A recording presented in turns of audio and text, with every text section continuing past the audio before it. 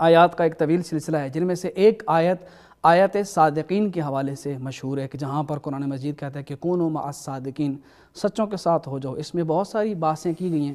میں آپ سے یہ پوچھنا چاہوں گا کہ اس آیت کے حوالے سے جو مفسرین کی آراء ہیں وہ پیش کیجیے، اور یہ کس طرح امامت پر دلالت کرتی ہے یہ بھی بیان کیجیے۔ اعوذ باللہ من الشیطان الرجیم، بسم اللہ الرحمن الرحیم، الحمدللہ والصلاة علی رسول اللہ وآلہ الطاہرین ولعنۃ اللہ علی اعدائہم اجمعین۔ بہت شکریہ غنیم عباس صاحب کا۔ آج اس میں شک نہیں ہے کہ قرآن مجید کے اندر بہت ساری آیات کریمہ ہیں جو ائمہ اطہار علیہ الصلاۃ والسلام کی امامت و ولایت کے اوپر دلالت کرتی ہیں۔ صحیح۔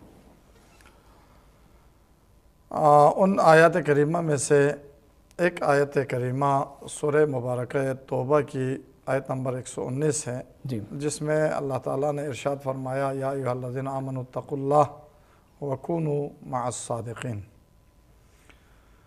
اہل ایمان سے کہا جا رہا ہے، مومنوں سے خطاب ہے، اے ایمان والو تقوی اختیار کرو، اتقوا اللہ، اور صادقین کے سچوں کے ساتھ ہو جاؤ سچوں کے ساتھ۔ اس آیت کریمہ میں کئی جہات سے بحث و گفتگو ہے مفسرین کے درمیان۔ ایک بات تو یہ کہ صادق کسے کہا جاتا ہے، سچا کون ہوتا ہے؟ دیکھیں،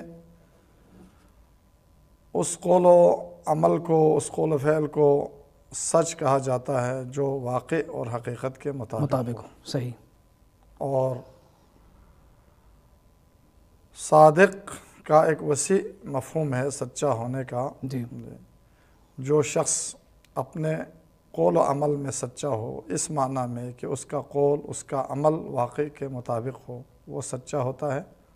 اور اس سے وسیع تر اس کا معنی اور مفہوم یہ ہے، اس شخص کو صادق کہا جاتا ہے جس سے ایسا کوئی فعل یا قول سرزد نہ ہو جو اس کے عقیدہ اور نظریے کے خلاف ہو۔ صحیح۔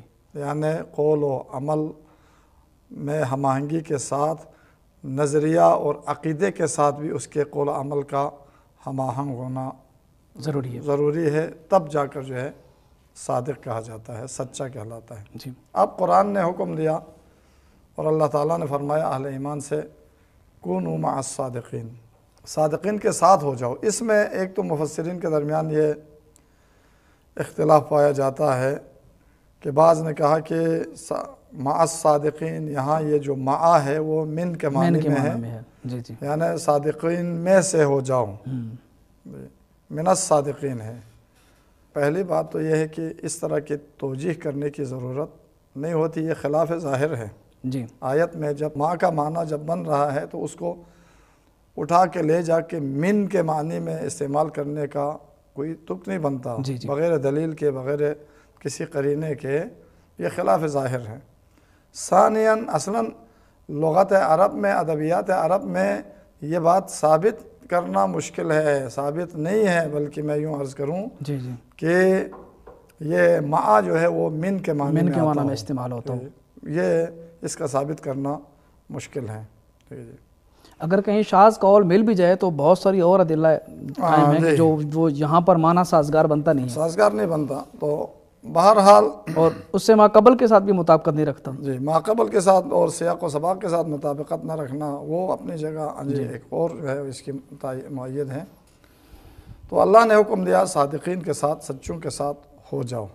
سچوں کے ساتھ ہونے کا مطلب یہی ہے کہ انسان ان کی پیروی کرے، اپنے قول و عمل میں ان کے نقش قدم پہ چلے، اور ان کے ساتھ ہونے کا مطلب یہی ہے کہ قول میں، فعل میں، عمل میں کسی لحاظ سے ان سے جدا نہ ہو۔ چنانچہ مفسرین نے اس کی صراحتاً جو ہے اس کو بیان کر دیا ہے۔ اب رہی بات یہ کہ جن سچوں کے ساتھ ہونے کا خدا نے حکم دیا ہے وہ سچے کون ہیں، اصل بحث جو ہے وہ یہاں پر ہے، اس کی مصداق میں متعدد اقوال ہیں۔ بعض نے کہا کہ اس سے مراد جو ہے پیغمبر اکرم صلی اللہ علیہ وسلم کی ذات گرامی ہے، اور یہ حکم جو ہے آپ کے زمانے کے ساتھ مخصوص ہے۔ چنانچہ اکثر مفسرین نے اس قول کو رد کیا، اور جو قرآن مجید کے احکام ہے وہ قیامت تک کے لیے عام ہے، تمام دائمی ہے، استمراری ہے، لہٰذا اس کو زمانہ پیغمبر کے ساتھ مخصوص کرنے کا کوئی تک نہیں بنتا، اور بغیر دلیل کے اس کو جو ہے مختص نہیں کر سکتے زمانہ پیغمبر کے ساتھ۔ اور یہ بھی جو ہے خلاف ظاہر ہے کہ ہم اس سے مراد جو ہے وہ پیغمبر اکرم صلی اللہ علیہ وسلم کی ذات گرامی کو ہی لے لیں۔ صحیح، یہ درست ہے کہ پیغمبر اکرم صلی اللہ علیہ وآلہ وسلم بھی صادقین میں سے ہیں، لیکن صادقین کو آپ کی ذات کے ساتھ منحصر کرنا، ہاں کہ سلسلہ یہیں رک جائے، یہ بات کہ ٹھیک بس نہیں ہے۔ صادقین سے مراد صرف آپ کی ذات گرامی ہے، یہ بھی ظاہر قرآن کے خلاف ہے، چونکہ یہاں جمع کا لفظ استعمال ہوا ہے، صادقین آیا ہے۔ اگرچہ اس میں شک نہیں ہے کہ بارز ترین فرد صادقین کا، اور ابرز المصادیق جو ہے وہ فرد اول و اکمل جو ہے وہ ذات گرامی ہے، پیغمبر اکرم صلی اللہ علیہ وآلہ وسلم ہے، اور آپ کا وجود مبارک ہے، اس میں شک نہیں ہے۔ تو اب ہمیں یہ جاننا ہے کہ صادقین ہیں کون۔ اس میں سب سے پہلے ہمیں خود قرآن مجید کی آیت کریمہ کو دیکھنا ہوگا، وہاں سے ہمیں پتہ چلتا ہے کہ نہیں پتہ چلتا کہ یہ صادقین کون ہیں، قرآن نے کن لوگوں کو صادق کہا ہے، کن لوگوں کو سچا کہہ کے قرآن نے تعارف کرایا ہے۔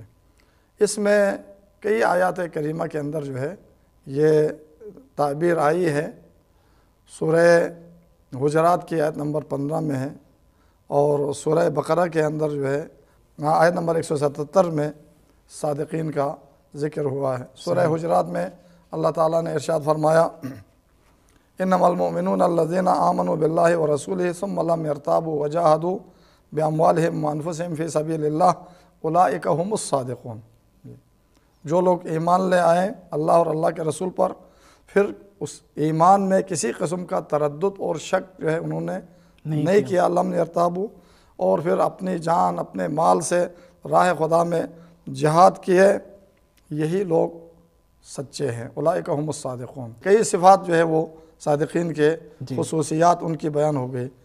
وہ اہل ایمان ہے، اللہ اور رسول پر ایمان رکھتے ہیں، اور ان کا ایمان انتہائی مضبوط اور مستحکم اور غیر متزلزل ایمان ہے، اور وہ مجاہد فی سبیل اللہ ہے، جان و مال سے وہ اللہ کے راہ میں جہاد کرتے ہیں۔ یہ ایک سورہ بقرہ کی آیت نمبر 177 میں کئی اور اوصاف جو ہے وہ بیان ہوا۔ شروع میں فرمایا نیکی کے حوالے سے، لیس البر ان تولوا وجوہکم قبل المشرق والمغرب ولکن البر من آمن باللہ والیوم الآخر، اور آگے اوصاف بیان کے جو اللہ پر، اللہ کے فرشتوں پر، اللہ کے رسولوں پر ایمان لے آتے ہیں، نماز قائم کرتے ہیں، زکوٰۃ دیتے ہیں، اور پھر آگے کچھ اوصاف ذکر کرنے کے بعد کہا یہ لوگ جو ہے وہ سچے ہیں۔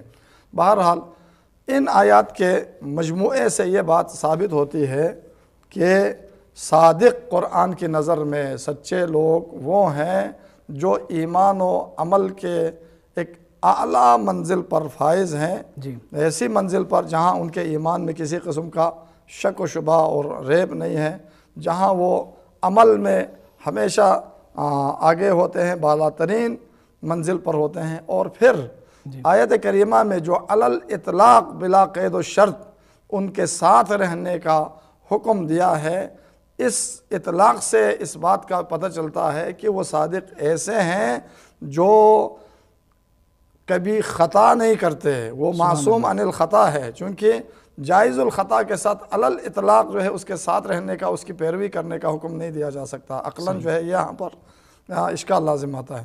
اس لیے اس اطلاق سے پتہ چلتا ہے کہ وہ معصوم افراد ہیں جو جن سے خطا سرزد نہیں ہوتی، وہ صادق ہے۔ اب ان کا ایک جملے میں ایک عرض کروں گا کہ ان کا تعارف جو ہے قرآن مجید میں آیے مباہلہ کے اندر بھی جو ہے آج واضح طور پہ تعارف کرایا گیا ہے۔ اللہ تعالیٰ نے فرمایا کہ